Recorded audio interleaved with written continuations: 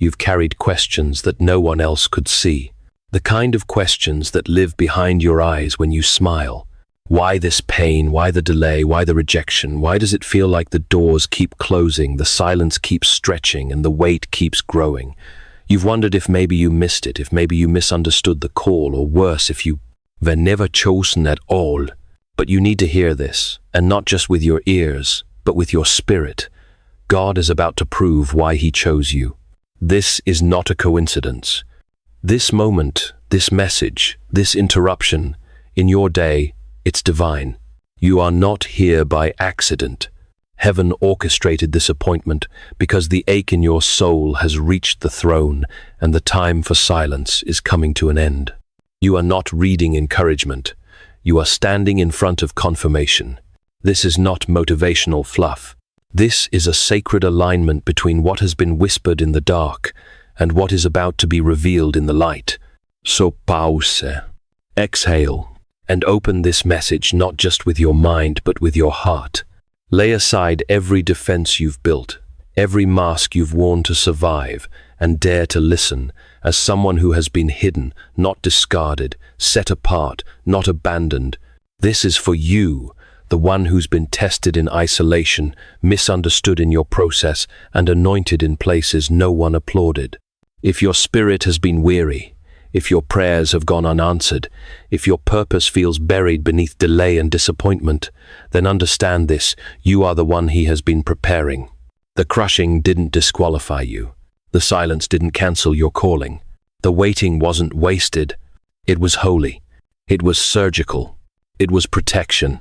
You've been kept out of view, not because you were forgotten, but because you were being formed in secret. The furnace was never meant to destroy you. It was forging the strength that you will need for where you're going. You were never overlooked. You were preserved. And now, the season is shifting. The evidence is coming. What heaven established in the unseen God is about to reveal without apology. The same you who cried in private will walk in power in public. And when people ask why, when they wonder how, when they look at you and don't understand what changed, you will have only one answer: because I was chosen, and now God is proving why. If this word pierced through your silence and found the questions you've been carrying in secret, comment below. 77. I was not forgotten. I was being formed. Let it be written in the spirit realm that you've heard the call, that you recognize the shift, that you're ready, not just to be encouraged, but to walk boldly in confirmation. This is your moment. This is your alignment. This is why you were chosen. You've walked through doors that never opened. You've knocked, prayed, fasted, hoped, and watched others walk into places you were sure were meant for you. Opportunities passed you by.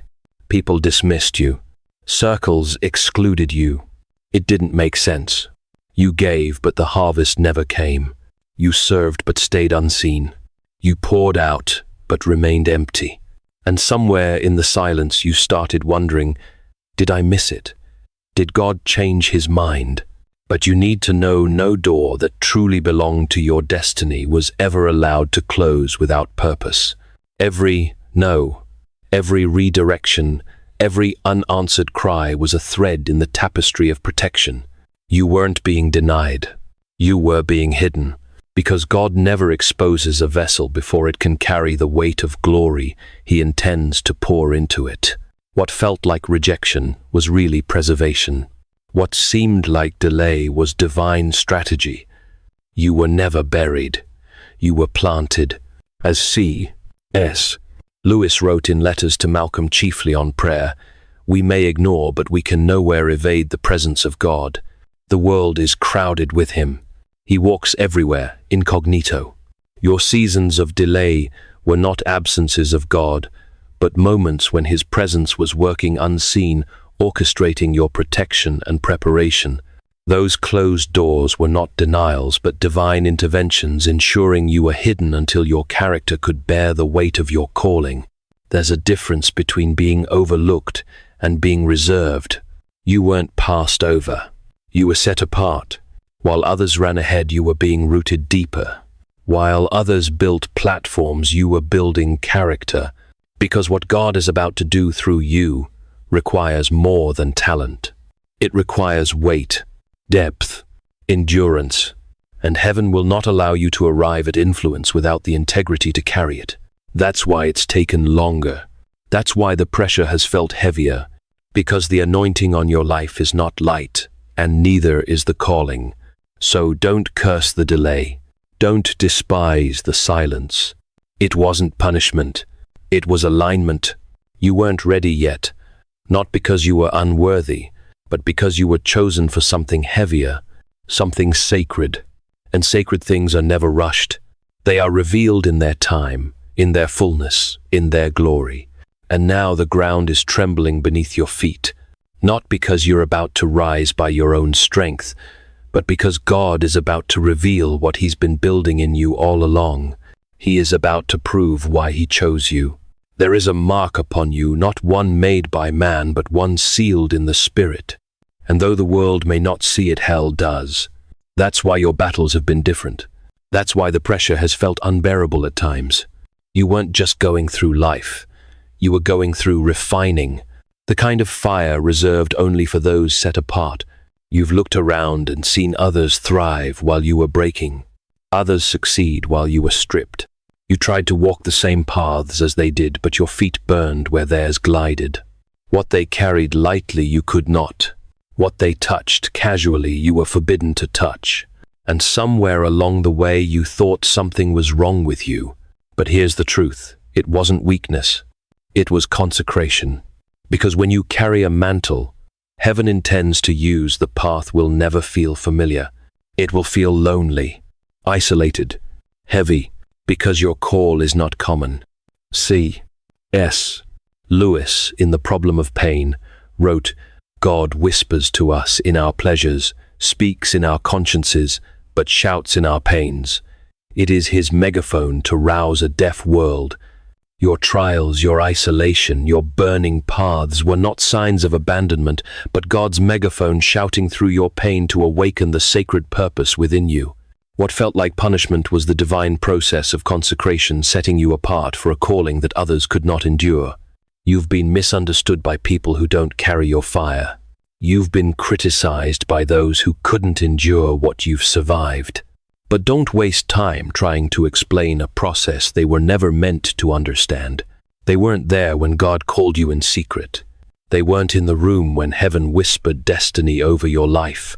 And they won't be the ones to validate your next season because they didn't anoint you for it. God did. So stop comparing your journey. Stop shrinking your story to fit someone else's timeline. You were never made to blend in. The oil on your life requires a wilderness that others never had to walk through. That's why your door's closed.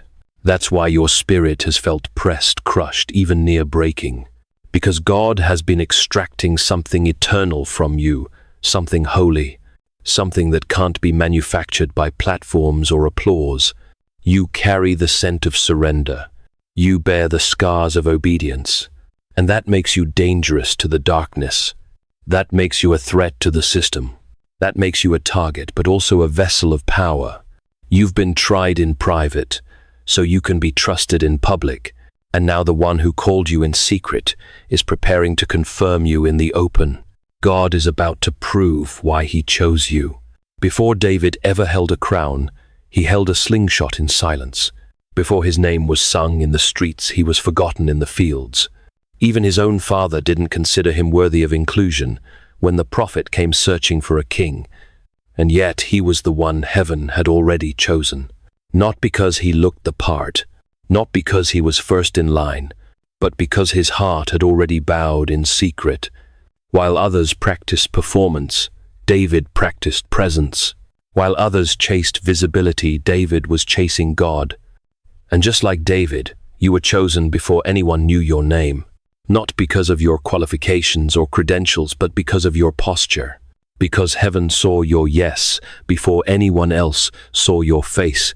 You were called in the quiet, set apart in the shadows, marked while tending what seemed insignificant. And all the while you wondered if your season would ever come, if the pouring out would ever lead to rising up. But the fields were never a detour.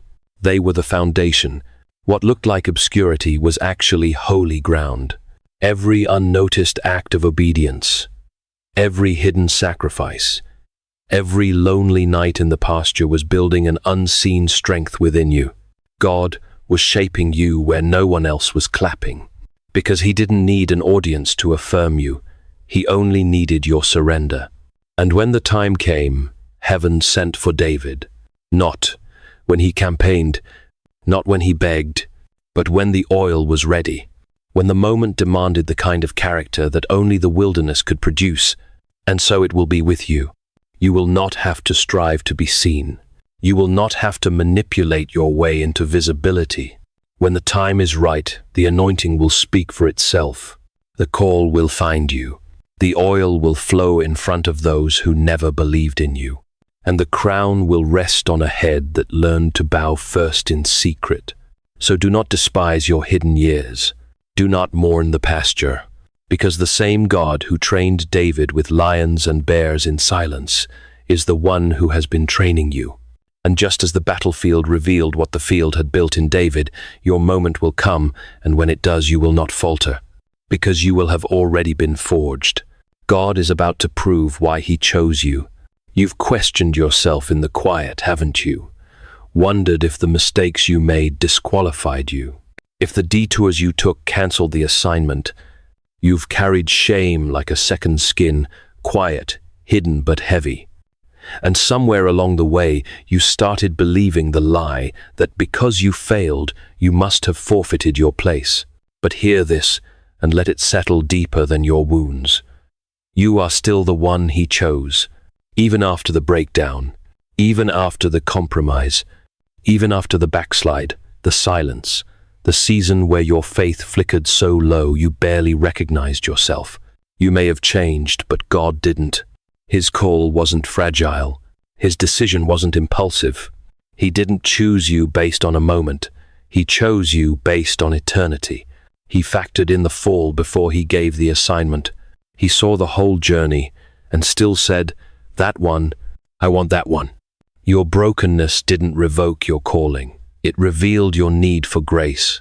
And the beautiful, brutal truth is this: the oil flows best through cracks. What you thought would disqualify you has actually positioned you to carry greater glory, because you know what it is to fall. And more importantly, you know what it is to get back up. And now your obedience is no longer rooted in pride, but in awe. You serve not to earn, but because you've been rescued. And that makes you dangerous to darkness, because you don't need applause to keep going. You just need God. So stop apologizing for being chosen. Stop questioning what heaven already confirmed. The call still stands. The anointing is still yours. The mantle hasn't lifted, it's been deepened. And every scar you carry is now evidence that you survived the battle and lived to carry the fire. This next move of God in your life is not about making you look good. It's about proving his power through the very places that should have broken you. He's not ashamed to be seen with you. In fact, he's about to put you on display, not to glorify your perfection, but to magnify his mercy. There's a reason you've been hiding your gift, your voice, your dream, not because you're weak, but because you've been wounded. Life hit you hard. Rejection left a mark. And somewhere deep inside, a part of you decided it was safer to stay small, to stay invisible, to stay quiet. You weren't running from your calling, you were running from disappointment. Like Gideon, you've been threshing wheat in a winepress, surviving, not thriving, just trying to protect what little was left. But heaven never leaves warriors in hiding. And just like with Gideon, God knows exactly where to find you. He found Gideon in his lowest, most fearful moment. Not on a battlefield, not in a temple, in a winepress underground, unsure, unready. And when he spoke, he didn't speak to Gideon's fear. He didn't call him a failure. He called him what heaven had already written. Mighty warrior. Imagine that, being in your most fragile place, your most doubtful state, and hearing the voice of destiny call you by your future. That's what's happening right now. You're not being addressed by your weakness. You're being summoned by your purpose. Heaven never names you based on your current condition. It names you according to your eternal assignment. And even if you feel like the least in your family, the last on anyone's list, the most unqualified in the room, it doesn't matter, because you are not who people say you are. You are who heaven sent you to be. When Gideon tried to offer excuses, God offered only one answer: I will be with you. That was enough. Not a title, not a following, not a strategy, just presence. And that's your portion too. You don't need to be ready. You don't need to be recognized. You just need to be available. The God who called you will equip you. The God who chose you will carry you. And when Gideon finally rose, God didn't allow him to fight with what looked impressive. He stripped away the numbers. He reduced the army until all that remained was dependence. Why? Because the outcome had to be undeniably divine. No one could say it was strategy. No one could say it was luck. It had to be God, and that is the story being written over you. That's why your journey has been so hard. That's why the resources were few. That's why the timing never made sense. Because when the breakthrough comes, it will carry the fingerprints of heaven. No one will be able to deny it. Not even you. C.S.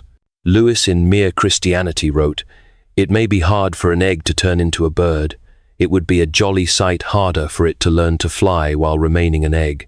Your time in hiding like Gideon in the winepress was not a failure, but the painful, necessary process of breaking free from the shell of fear and disappointment. Lewis's metaphor captures your transformation. You cannot soar into your divine purpose while clinging to the safety of your current state. Heaven is calling you to hatch, to rise to become the warrior God named you to be. There's a reason the battle for your soul has been relentless. There's a reason the enemy tried to silence your voice, fracture your confidence, and bury your calling beneath disappointment and delay. It's because you are not just carrying a testimony, you are becoming one. You are not just being restored for your own sake. You are being raised up as an answer. In a world starving for truth, drowning in deception and aching for something real, you are the evidence that God is still moving. You are living proof that mercy still reaches into the darkest places, that grace still chooses, the unlikely that heaven still plants purpose in people the world would overlook. Your survival is not random. Your scars are not shameful. Your voice is not small. It's sacred. What others see as just a life, heaven sees as a vessel of confirmation. You're not here to impress people. You're here to disrupt darkness. You've been kept not just for restoration, but for demonstration. The next chapter of your life is not about proving yourself to others. It's about God proving himself through you. When you walk into rooms, the atmosphere will shift, not because of who you are, but because of what you carry. When you speak, it won't just be words. It will be sound waves of surrender, echoing from the crushing, refined by fire, anointed through tears. And those who once doubted you will have no words left. They will see for themselves, surely the Lord was with them. You may not feel powerful, but it's not about feelings. It's about the fire that has not gone out even in the storm. You may not feel qualified, but what qualifies you is not perfection. It's endurance. It's the fact that you're still here, still believing, still surrendered, even after everything. This world doesn't need more polished sermons. It needs burning lives. And that is who you are. That is what you've become. Not just a story, not just a comeback. You are heaven's evidence. You've been through things that should have broken you completely. Things you didn't talk about, things no one knows in full. The betrayals, the nights of silence, the prayers that seemed to vanish into nothing. You've felt the weight of delay like a stone on your chest. You've walked through seasons where hope felt like a dangerous thing to hold. And maybe, if you were honest, you've wondered why a loving God would allow such crushing. But what felt like cruelty was never abandonment. It was preparation. It was holy pressure applied with precision. Because the greater the oil, the deeper the crushing must go. Heaven does not place anointing on surfaces. It places it on vessels that have been broken open. And that is what you are. A vessel not perfect, not polished, but surrendered. You were not crushed because you were weak. You were crushed because you were chosen. And in the hands of a sovereign God, crushing is not destruction, it's extraction. Every time your heart broke, heaven collected the oil. Every time you kept worshipping through tears, oil was being formed. Every time you chose to believe again after being disappointed, heaven marked the moment. You thought you were just surviving, but God was producing something eternal, something sacred, something weighty, oil that only comes from those who have bled in private, but still rose in obedience. This is why you couldn't quit, even when you tried. Why the fire didn't consume you, and the flood didn't drown you. Because God was protecting what he was producing. And now that the oil has been made ready, the time of pouring is near, the time of release, the time of evidence. And when the anointing begins to flow from your life, it will not just bless you, it will break chains off of others. It will heal. It will awaken. It will deliver. The same valley that nearly crushed you will become the place of divine outpouring. And the same pain that tried to bury you will become the platform God stands on to display his glory. So do not resent the process. Do not mourn the path. Because now the heavens are leaning low. The Spirit is ready. The oil is moving. And God is about to prove why he chose you. There were moments, private piercing moments, when you thought it was over. Not just the dream, but the destiny. You looked at yourself through the lens of shame, through the eyes of failure, and silently concluded, maybe I ruined it. Maybe I disqualified myself. You replayed every wrong turn, every hidden struggle, every time you fell short. And the voice of the accuser whispered in your ear, God can't use someone like you. But that voice lied. You were never disqualified. You were being deepened. The fall didn't forfeit your future. It fertilized your roots. Because God doesn't disqualify the broken, he draws them deeper. He doesn't discard those who stumble, he refines them in fire until they emerge with something unshakable character, forged in the dark, humility sealed in surrender, obedience unshaken by applause. Disqualification is the language of men, but heaven speaks differently. God looks at what others call disqualified and says, perfect. Now I can use them. Because now you understand, it's not about striving image or performance. It's about yes, a surrendered heart, a steady faith, a soul that says, even now I'm still yours. There's a holiness that only comes from surviving what should have shattered you. There's a wisdom that only forms in the ache of long silence. There's a fire that only burns in those who've been through the crushing and came out still reaching for God. And that is what lives in you now, not perfection but power, not performance but presence. You've become the kind of vessel that heaven can trust. So know you are not too late. You are not too far gone. You have not missed your moment. The calling still stands. The mantle still rests on your shoulders. The assignment is still alive, and now you're more ready than you've ever been, not because you're stronger, but because you're more surrendered. Let go of the guilt. Release the timeline. Dismantle the lie. You have not been replaced, you have been refined. You were never benched. You were being built. And now the time is near. The heavens are shifting. The trumpet is sounding. The earth is groaning for the sons and daughters to rise, and you are among them. The ones who were hidden, the ones who were broken, the ones who were left out, counted out, nearly taken out, but still you remain. You've walked in the shadows long enough, not because you lacked calling, but because heaven was still building the strength to carry it. You've labored in silence, wept in hidden places, obeyed without recognition. You've questioned whether your quiet faithfulness even mattered, if the unseen seeds you sowed would ever break the surface. But hear this now, with full authority. The unveiling has begun. Heaven never keeps what it intends to reveal, and what God has built in you privately, he is now preparing to release publicly, not for spectacle but for impact. This is not a season of being noticed. This is a season of being unveiled. The difference is holy. To be noticed is to chase attention, but to be unveiled is to walk into alignment with something heaven initiated before you ever spoke your first word.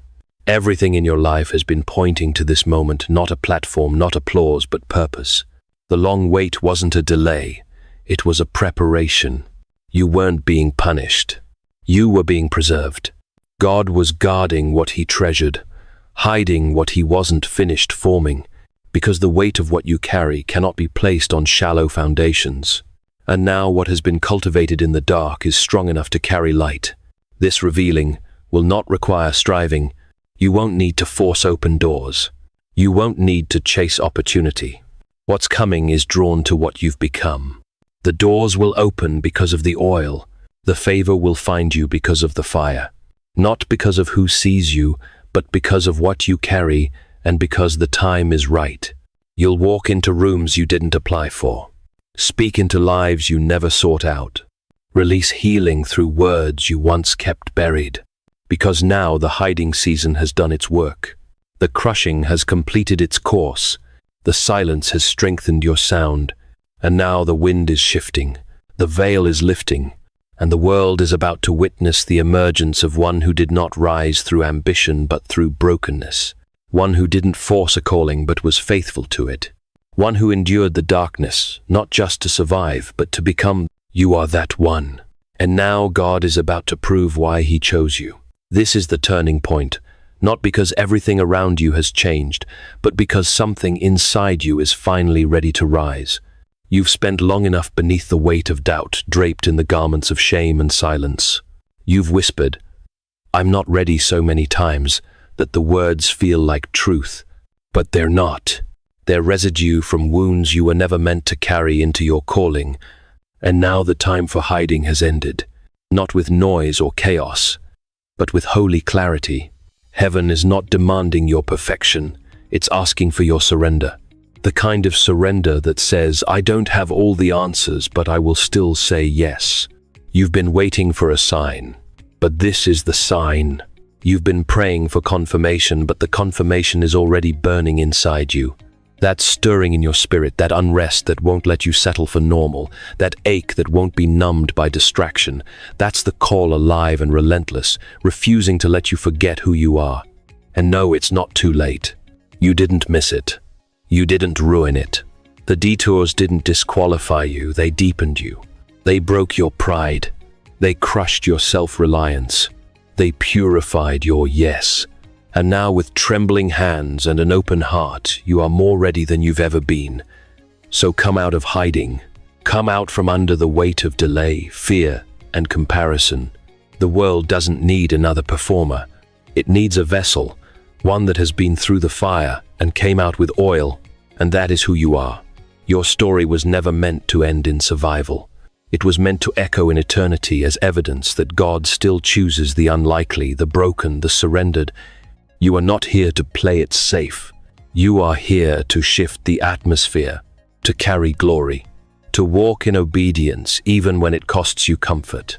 And the mantle that rests on your life cannot sit in silence any longer. This is your moment, not of arrival but of release. You don't have to prove yourself to anyone. You only need to answer the one who called you in the dark. He has preserved you, prepared you, positioned you, and now the earth is groaning for the sons and daughters of God to rise. You are one of them, chosen, tried, ready, and everything that has fought against you will soon become the very platform that lifts you. The hiding season has done its work. The unveiling has begun, and now God is about to prove why He chose you.